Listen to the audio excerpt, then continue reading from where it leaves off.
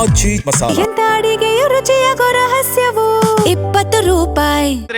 ಮೊದಲನೇ ದಿನ ಅಂತ್ಯ ಆಗ್ತಾ ಇದೆ. ನಿಖಿಲ್ ಕುಮಾರಸ್ವಾಮಿ ಅವರು ಮಳೆ ಬಿಸಿಲು ಎಲ್ಲವನ್ನೂ ಕೂಡ ಇವತ್ತು ಕಂಡಿದ್ದಾರೆ. ಪಾದಯಾತ್ರೆಯಲ್ಲಿ ಸಾವಿರಾರು ಜನರ ಜೊತೆಯಲ್ಲಿ ಹೆಜ್ಜೆ ಹಾಕಿದ್ದಾರೆ. ಸೊ ಇವತ್ತಿನ ಪಾದಯಾತ್ರೆ ಅನುಭವ ಜೊತೆಗೆ ಸರ್ಕಾರಕ್ಕೆ ಅವರು ಏನು ಹೇಳಲಿಕ್ಕೆ ಬಯಸ್ತಾರೆ ಇದೆಲ್ಲವನ್ನು ಕೂಡ ಅವರನ್ನು ಕೇಳಲು ಬಯಸ್ತೀನಿ. ಸರ್, ಮೊದಲನೇದಾಗಿ ಪಾದಯಾತ್ರೆಯ ಬಹುದೊಡ್ಡ ಜವಾಬ್ದಾರಿ ನಿಮ್ಮ ಮೇಲಿದೆ, ಹೆಗಲ ಮೇಲೆ ಹಾಕಿದ್ದಾರೆ. ಇದು ಕೇವಲ ನಡಿಗೆ ಅಲ್ಲ, ಸಾವಿರಾರು ರೈತರು ನಿಮ್ಮ ಮೇಲೆ ಭರವಸೆಯನ್ನು ಇಟ್ಟಿದ್ದಾರೆ, ನಿಮ್ಮ ಮೇಲೆ, ನಿಮ್ಮ ಪಕ್ಷದ ಮೇಲೆ. ಹೇಗೆ ನೋಡ್ತೀರಿ ಇದನ್ನು? ಈ ಪಾದಯಾತ್ರೆಯ ಜವಾಬ್ದಾರಿ ನೀನು ತೆಗೆದುಕೊಳ್ಬೇಕು ಅನ್ನೋವಂಥದ್ದು ಯಾರು ಕೂಡ ನನಗೆ ಹೇಳಿಲ್ಲ.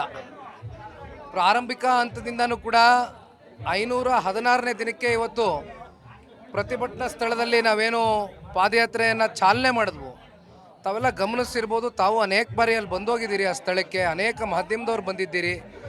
ಭಾಳ ಜನ ರೈತರಿಗೆ ತಾವುಗಳೇ ಪ್ರಶ್ನೆಯೂ ಕೂಡ ಮಾಡಿದ್ದೀರಿ.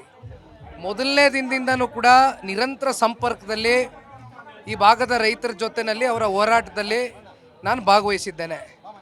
ಬಹುಶಃ ಇದರ ಮತ್ತಷ್ಟು ಅರಿವು ನನಗೆ ಮೂಡಬೇಕು ಅಂತಕ್ಕಂಥ ಹಿನ್ನೆಲೆಯಲ್ಲಿ ವಾಸ್ತವಕ್ಕೆ ಹತ್ರ ಆಗಿರ್ತಕ್ಕಂಥ ವರದಿಯನ್ನು ತಯಾರು ಮಾಡಬೇಕು ಅಂತಕ್ಕಂಥ ಕಾರಣದಿಂದ ಬೈರಮಂಗಲ ಭಾಗದಲ್ಲಿ 11 ಕಿಲೋಮೀಟ್ರ್ ಪಾದಯಾತ್ರೆನ ಮಾಡಿದೆ. ಅಲ್ಲಿಂದ ನಾವು ಒಂದು ಕಾಂಗ್ರೆಸ್ ಸರ್ಕಾರಕ್ಕೆ ಈ ಯೋಜನೆಯನ್ನು ಕೈ ಬಿಡಿ, ಇಲ್ಲಿರ್ತಕ್ಕಂಥ ರೈತರ ನೋವುಗಳೇನಿದೆ, ವಿರೋಧಗಳೇನಿದೆ, ಅಥವಾ ಪರ ಎಷ್ಟು ಜನ ಇದ್ದಾರೆ ಇದ್ರ ಬಗ್ಗೆ ಬಂದು ಚರ್ಚೆ ಮಾಡಿ ಅಂತ ಹೇಳಿದ್ರು. ಇಲ್ಲಿವರೆಗೂ ಮಾಡಿಲ್ಲ, ಯಾರು ಕೂಡ ಇಲ್ಲಿ ತಲೆ ಹಾಕಿ ಕೂಡ ಮಲಗಿಲ್ಲ.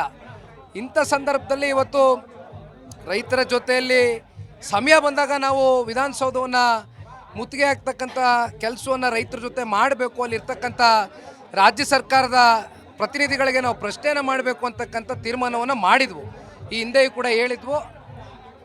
ಹಾಗೆಯೇ ಇವತ್ತು ಪಾದಯಾತ್ರೆ 3 ದಿನಗಳ ಕಾಲ ಫ್ರೀಡಮ್ ಪಾರ್ಕ್ವರೆಗೂ ಕರೆ ಕೊಟ್ಟಿದ್ದೀವಿ. ಸರ್, ಇನ್ನೊಂದು ವಿಚಾರವನ್ನು ನೀವೇ ಸ್ಪಷ್ಟಪಡಿಸಬೇಕು.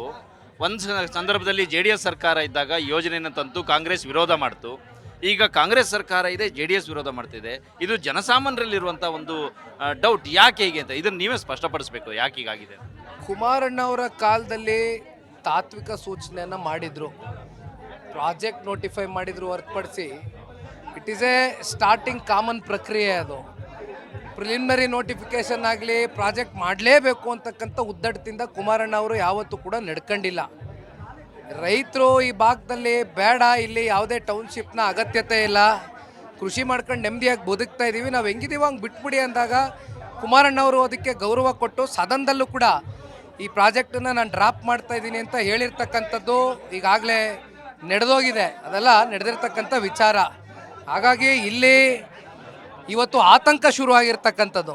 ಯಾವಾಗ ಪಾದಯಾತ್ರೆ ಘೋಷಣೆ ಮಾಡಿದ್ವಿ, ಪಾದಯಾತ್ರೆ ಮಾಡ್ತಾ ಇದ್ದೀವಿ ಅಂತಕ್ಕಂಥ ಮುನ್ಸೂಚನೆ ಬಂದಾಗಲೇ ಇಲ್ಲಿ ಹೋರ್ಡಿಂಗ್ಗಳಲ್ಲಿ ಪಶ್ಚಾತ್ತಾಪ ಯಾತ್ರೆ ಅನ್ನುವಂಥದ್ದು, ದೊಡ್ಡ ದೊಡ್ಡ ಜಾಹೀರಾತುಗಳು ಕೋಟ್ಯಾಂತರ ರೂಪಾಯಿ ಕೊಟ್ಟು ಇವತ್ತು ಕೊಟ್ಟಿರುವಂಥದ್ದು, ಮುಖ್ಯಮಂತ್ರಿಗಳು ಬಂದು 2 ಕೋಟಿ ಅಲ್ಲ 3 ಕೋಟಿ ಪರಿಹಾರ ಕೊಡ್ತೀನಿ ಅನ್ನುವಂಥದ್ದು, ಸಮಿತಿ 4 ವಾರದಿಂದ ಮಾಡ್ತೀನಿ ಅಂದವ್ರು ನೆನ್ನೆ ಮಾಡಿರ್ತಕ್ಕಂಥದ್ದು, ಇವೆಲ್ಲ ನೋಡಿದಾಗ ಇವತ್ತು ರಾಜ್ಯ ಸರ್ಕಾರ 100ಕ್ಕೆ 100 ಬ್ಯಾಕ್ ಫುಟ್ಟಲ್ಲಿದೆ.